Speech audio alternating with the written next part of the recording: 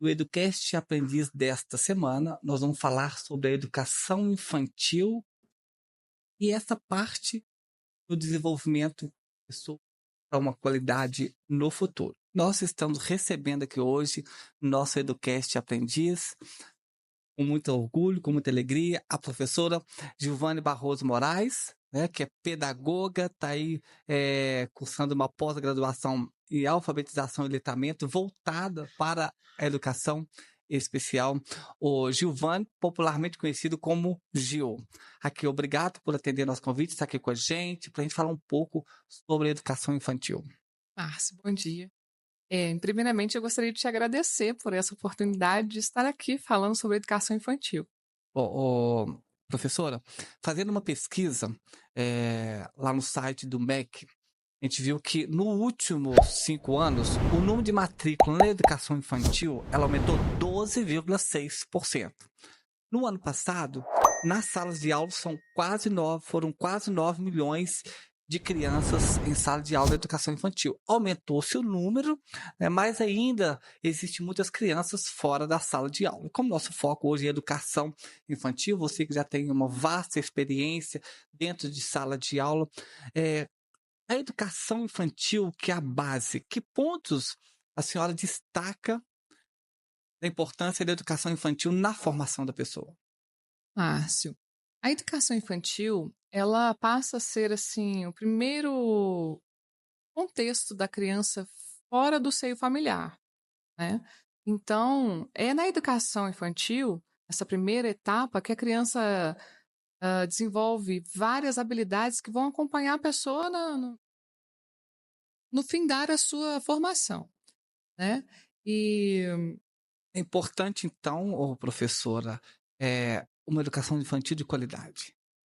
sim, e cada vez mais o governo está incentivando, inclusive, a partir dos 4 anos, a criança tem a obrigatoriedade de estar matriculada e frequentando a escola. A educação infantil, ela se divide de 0 a 3 anos, berçário maternal, 4, 5 anos, primeiro e segundo período. Por 6 anos, Márcio, a criança já vai para a primeira etapa do ensino fundamental. Agora, professora, quando você recebe uma turma nova em sala de aula, como que fica assim, o coração da professora para conduzir ali aquela mudança de vida dentro da educação daquela criança? Cada ano é uma surpresa, né? E assim, a gente leva um tempo para que as crianças se acostumem com a professora e a professora com o jeitinho de cada uma das crianças. Tem uma que chora, tem uma que já chega tudo bem para ela. Então, assim, cada caso é um caso mesmo. E com o tempo a gente vai se adaptando e cria uma harmonia, uma sinfonia realmente que chega no final do ano, assim. Quando tem um feriado prolongado, quando tem as férias, a gente realmente sente falta deles. E tá ali no dia a dia, né, vendo a evolução de cada um deles, a gente sente falta mesmo. E eles da Quando, gente, né? quando se fala em sintonia, é uma sintonia com amor. Com certeza, Né? com amor. E quando chega o final do ano, que a professora encerra, é, sente muita falta, como que fica? Como que é? A gente sente falta sim, mas já está acostumado com aquela virada, né? No recomeçar um novo ano com novas crianças e aí a gente vai começar tudo de novo. Ou você já tem uma caminhada, como já disse, em sala de aula, o que que você ressalta, ó professora, dentro da educação infantil que tem prejudicado muito a aprendizagem das crianças na atualidade? Márcio, as telas. É, Na grande maioria, a mãe está trabalhando fora, o pai trabalha, os avós trabalham, e isso acaba refletindo dentro da sala de aula. A criança hoje em dia, com um joguinho eletrônico, ela consegue achar que ela está viajando, que ela está cozinhando, mas ela chega na escola achando que tudo é imediato, como os dedinhos dela ali na tela. Então a gente tem mais dificuldade para conduzir essa criança. Porque ela é imediatista, ela quer tudo rápido, tudo para da forma dela, né? Então, quanto mais os pais puderem, porque às vezes a mãe chega cansada do trabalho, tem que fazer o jantar, a criança está exigindo atenção, liga a televisão para a criança. Assim, é rotineiro a gente ver isso, mas se os pais puderem evitar, oferecer para a criança de repente uma outra coisa para que ela se distraia sem ser tela, eh, vai chegar num caminho melhor. Quando você fala, em concentração, você vai dar uma atividade para o aluno, ele quer rabiscar, desenhar muito rápido, você percebe que isso é devido a um problema do celular, um grande uso do celular. Tem pesquisas que comprovam, Márcio, que o uso das telas ele traz ansiedade à criança. Muitas vezes ele está brincando num joguinho que não é apropriado para aquela idade. E tudo isso vai fazendo com que a criança fuja da realidade, uma realidade que ela não está preparada para conviver. E aí vocês, enquanto professores, têm que criar métodos, recurso para buscar essa criança para esse universo da aprendizagem em sala de aula. O que você adota, professora, para prender um pouco mais a atenção da criança em sala de aula? Sabemos que você, a gente conhece um pouco da sua trajetória e você gosta muito de criar para ensinar. Isso. Então, faz parte da pedagogia a pessoa ser criativa, né, Márcio? Porque a criança, ela é imediatista mesmo. Ela tá brincando aqui, 5 minutos depois, ela não quer mais aquela brincadeira, ela quer outra. Então, assim, a gente tem que estar sempre se inventando, pesquisando.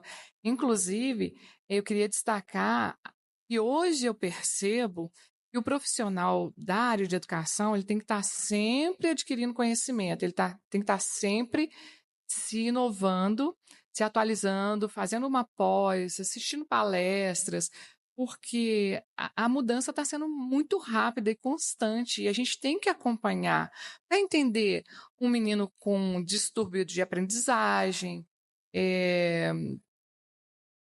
um autismo, os transtornos realmente que estão pipocando aí dentro da escola, né? Para a gente acolher da melhor forma possível e inserir essa criança no aprendizado.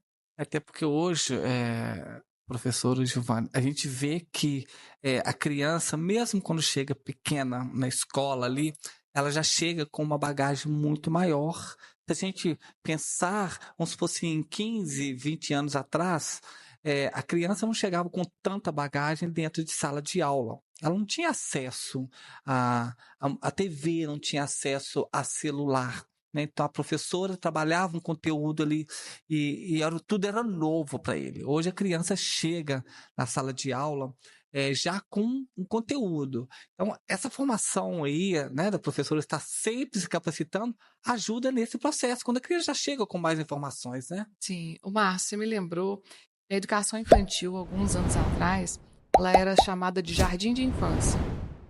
E porque era considerado o plantar a sementinha. A criança chegava como uma folha em branco e o professor ia inserir o conhecimento para ela. Hoje em dia, a gente já sabe que a criança, mesmo na educação infantil, ela já chega com um histórico. E o professor vai conduzir aquele conhecimento dela e, com o passar dos anos, inserindo e administrando mais conhecimento para essa criança. Então, ela já chega com a bagagem, como você está falando, né? A criança tem acesso ao celular, televisão, o pai conversa, então ela já chega com aquele conhecimento prévio dela. Então, assim, hoje, como ela tem muito acesso ao celular, por exemplo, então, assistindo muito desenho, muita musiquinha, então ela já cansou de ouvir ali naquele desenho a letrinha A, a letrinha B, a letrinha C. A gente lá atrás, a gente conhecia as letras dentro da Só com o sala professor. de aula, né? Preparando para a gente fazer essa entrevista, o professor tá lembrando da minha época de alfabetização? Eu fui alfabetizado pelo tradicional caminho suave, Com né? O certeza. livro, ver com A é Bá, Bá, Bebi, Babu, eu fui alfabetizado. A gente, quer dizer, conhecemos todas as letras dentro da sala de aula, né? E hoje vocês, professoras, vocês estão levando muita informação para esse aluno para aprimorar também, ajudando ele a entender o que, que é certo, o que, que é errado, porque ele já chega com muita bagagem. Exatamente. Já chega com muita bagagem. Bom, o professor até falou assim um pouquinho do antes, é, já tem 18 anos de formação, né? É uma longa caminhada no universo da educação. Que parâmetro a senhora faz, né? Lá do início com os dias de hoje, né? O que foi bom nessa mudança, o que não foi esse processo todo no seu olhar dentro da sala de aula? Ó, é igual eu estou te falando, Que eu acho que ajudou, mas o excesso prejudica, é o uso de telas. Então, eu acho que a família deve caminhar junto com a escola para dosar esse uso de telas. E às vezes tem criança que administra melhor e tem criança que aquilo vai gerar uma ansiedade, vai prejudicar o raciocínio dela. Então, o caminhar junto, família e escola, melhorou também, né? Porque antigamente os pais da gente eram chamados na escola quando a gente ia levar bronca, né, Márcia? É Hoje em verdade, dia, não. isso é A verdade. escola caminha junto com a família para que aquela criança possa evoluir da forma esperada, né? Traz resultados comprovadamente maravilhosos essa união, né? Isso é. Visto que as crianças estão cada vez mais também ficando mais tempo dentro da escola, seja na creche para os pequenininhos ou no tempo integral para os maiores, a criança está ficando cada vez mais tempo dentro da É. escola. Está sendo atribuído aos professores, muitas das vezes da educação infantil, ajudar a desenvolver a fala, tirar as fraldinhas, e tudo isso é feito com muito amor, né, Márcio? A gente vê que hoje os professores que atuam na educação infantil fazem isso com muito amor e carinho, né? E fazem essa Comprometimento, diferença. Porque, assim, tá sendo mesmo a família daquela criança que fica a maior parte do exatamente. tempo com aquela criança. Então, olha como que é a responsabilidade da professora em todo esse caminhar, como que faz a diferença, né? Agora, professora, quando você chega ao final do ano, né, você já pegou turma que você não ensinar a ler e escrever mesmo. Como que é assim chegar ao final de um ano e ver o seu aluno lendo, escrevendo? Como que fica o coração de uma professora? Márcio, só explicando antes que não é uma obrigatoriedade da educação infantil a criança sair lendo e escrevendo. A gente prepara essa criança para a alfabetização. Mas tem crianças que elas se antecipam e espontaneamente elas conseguem sair lendo e escrevendo. Mas aí tem um fundo, porque você pode analisar que é uma criança que é estimulada pela família, que é bem acompanhada pela sua professora, entendeu? Então elas vão chegar ao final do ano lendo e escrevendo.